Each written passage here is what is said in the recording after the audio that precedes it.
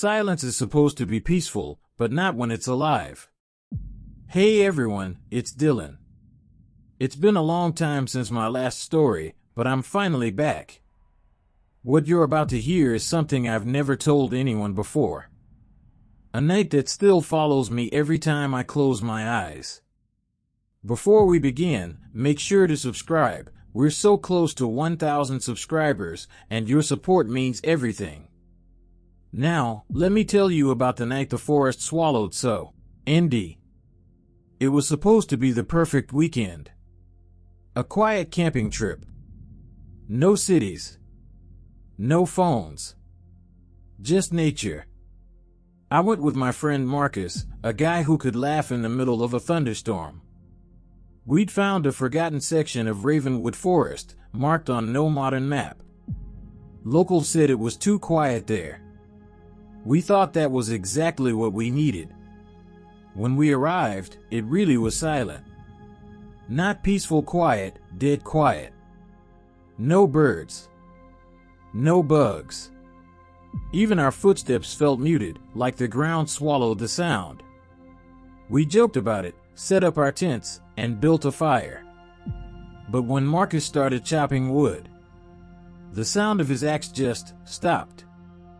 I mean it, the blade hit the log, but there was no sound. He swung again. Still nothing. The world had gone completely silent. Then the wind picked up.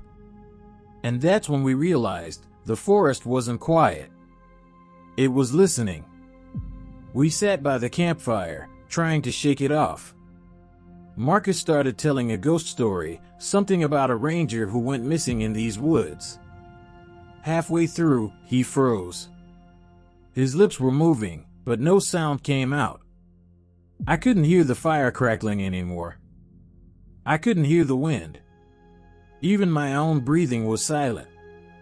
Then, the fire went out, as if something had sucked the air away. And in that darkness, I felt vibrations under my feet. Like whispers, but through the ground. It was as if the forest was speaking from below. Marcus grabbed my arm, pointing toward the trees. Between the trunks, we saw shapes, human-shaped shadows, standing perfectly still. They weren't moving. But every time I blinked, they were closer. We ran back to the tents. Marcus zipped his shut and shouted something, but I couldn't hear him. Not even my own heartbeat.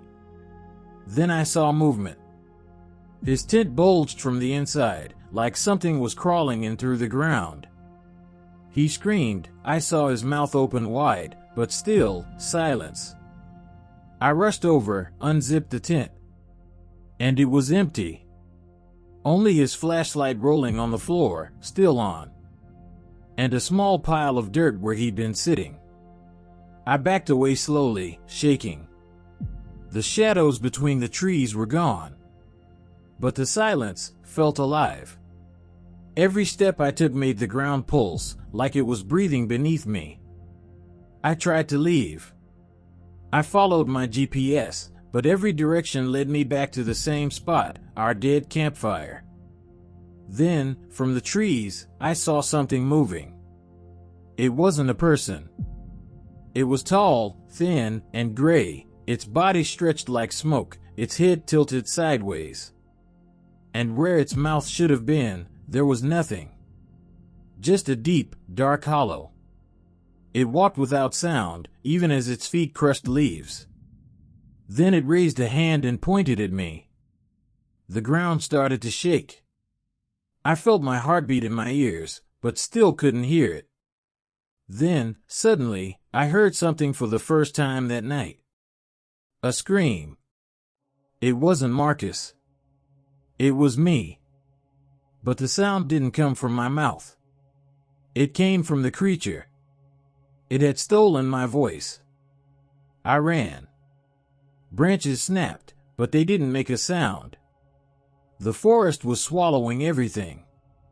When I finally reached the edge of the woods, I fell to my knees, and the sound rushed back all at once. Wind, birds, my heartbeat, my own gasping breath. It was like being reborn. I turned back one last time. The forest behind me looked normal. Still. Peaceful. Then I noticed something on the ground beside my pack, Marcus's hat. I picked it up. It was warm. And underneath it was my voice recorder. I pressed play. For a moment, there was static. Then, Marcus's voice whispered, "It's listening, don't come back." And then, silence. I never went back to Ravenwood. No one found Marcus. And every night before I sleep, I hear it. That same silence creeping back into my room. Like the forest is still listening. If this story sent chills down your spine, make sure to subscribe to Nightmare and Fear. We're almost at 1,000 subscribers, and your support keeps these stories, and my sanity, alive.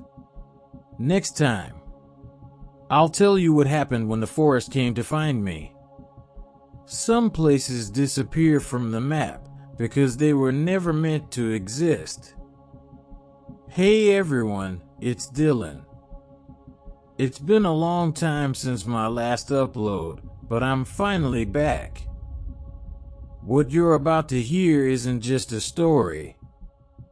It's something I lived through. Something that still keeps me awake at night. Before we start, don't forget to subscribe.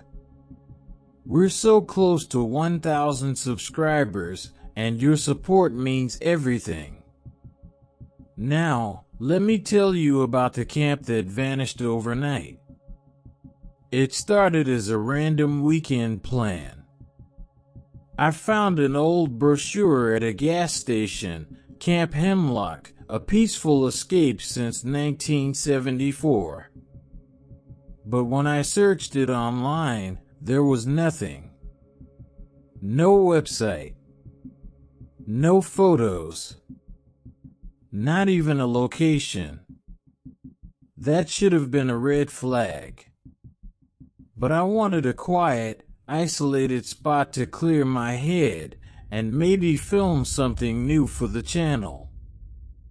So I followed the old coordinates printed on the back of the brochure. After 5 hours of driving through endless forest, I finally found it. A rusty sign barely hanging on a post. Welcome to Camp Hemlock. The gate was open, but everything inside looked abandoned. Cabins half collapsed. Picnic tables covered in moss. And yet, the air smelled like burned wood, as if a campfire had just gone out. I should have turned back. But curiosity won. It always does. I set up my tent near the old mess hall. The place was silent, no wind, no birds, no crickets.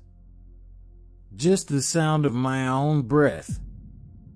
When night came, I lit a small campfire and started recording. I said something like, "Back after a long break, guys. If you hear this, I survived the night." Then, without warning, the fire went out.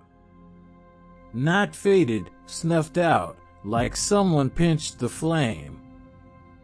I grabbed my flashlight. Behind me, maybe 20 feet away, there was another fire burning. Bright. Strong. But I hadn't lit it. Someone, or something, had. And around that fire were 3 shadows. Not moving. Not talking. Just standing there. I called out, "Hello?" No answer. Just that deep, unnatural silence pressing against my ears.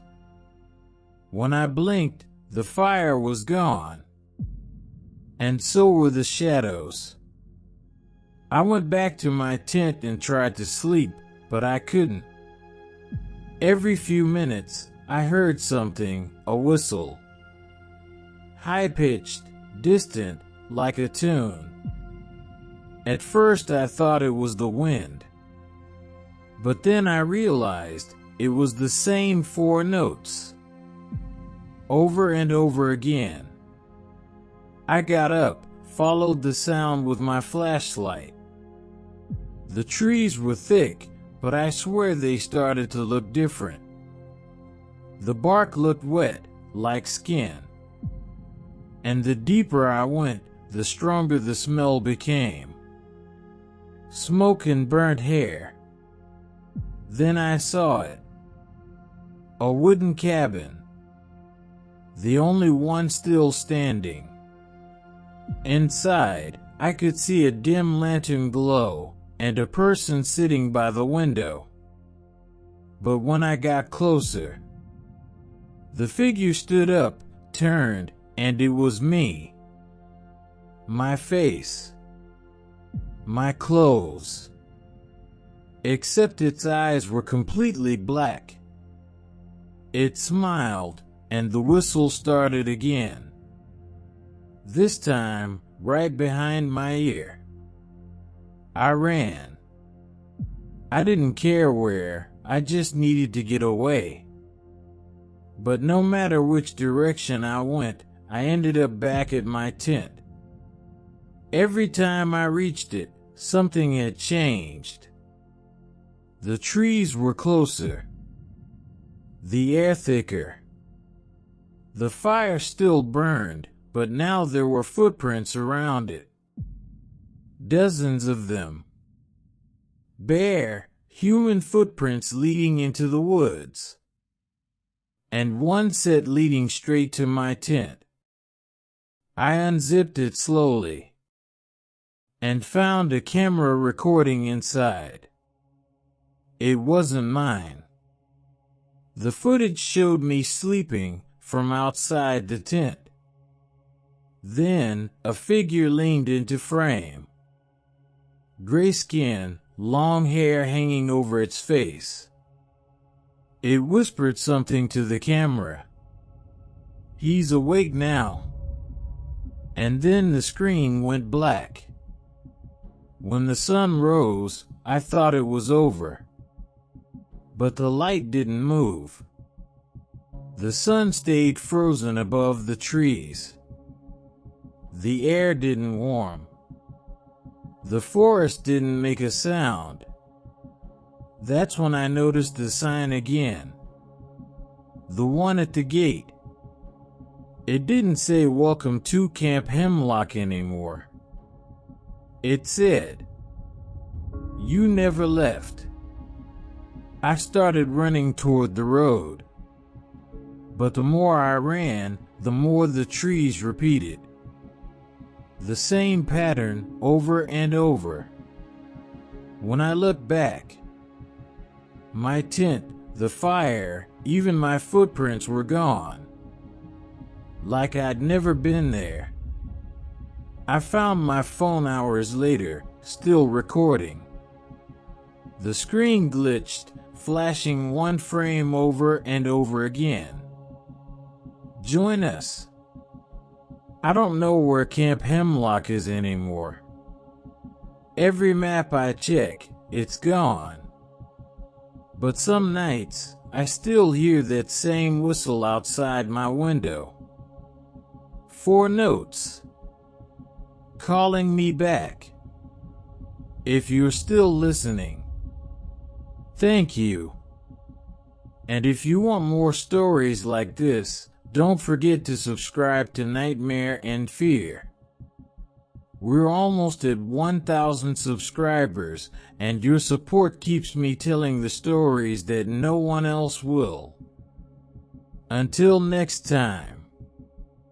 If you ever see a camp that's not on the map, don't stop there.